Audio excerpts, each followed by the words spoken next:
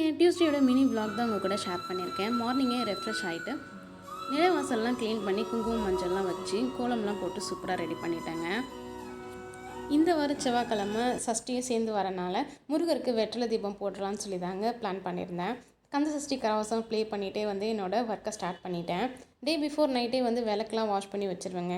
காலையில் வந்து ரெஃப்ரெஷ்லாம் ஆகிட்டு வந்துட்டு நம்ம குங்குமம் மஞ்சள்லாம் வச்சு பூஜை ரூம்லாம் க்ளீன் பண்ணி நான் ரெடி பண்ணிவிடுவேங்க. கந்த சஷ்டி கவசம் கேட்டுகிட்டே வந்து எந்த ஒரு வேலை செஞ்சாலும் அது ஒரு பீஸ்ஃபுல்லாக இருக்குங்க. நான் இதை வந்து பர்சனலாக ஃபீல் பண்ணது. நீங்களாம் எப்படின்றது கமெண்ட்டில் ஷேர் பண்ணிக்கோங்க. நிலைவாசலில் இருக்க உருளியில் பூ எல்லாமே சேஞ்ச் பண்ணி வச்சுட்டேங்க. அடுத்து நம்ம வெற்றிலை தீபம் போடுறதுக்கு விளக்கெல்லாமே ரெடி பண்ணி சாமிக்கிட்ட வச்சாச்சு. செவ்வாய்க்கிழமை காலையில் 6 to 7 ஓரை நேரத்தில் தான் வந்து நான் வெற்றிலை தீபம் போட்டுட்ருக்கேங்க.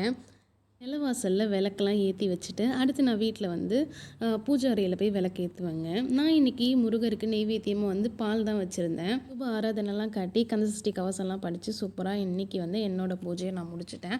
நீங்கள் யாரெல்லாம் வந்து இந்த வாரம் சஷ்டிக்கு வந்து வெற்றிலை தீபம் போட்டிங்கன்றதும் கமெண்ட்டில் ஷேர் பண்ணிக்கோங்க. இன்னொரு வீடியோவில் பார்க்கலாம். Stay tune. பாய்.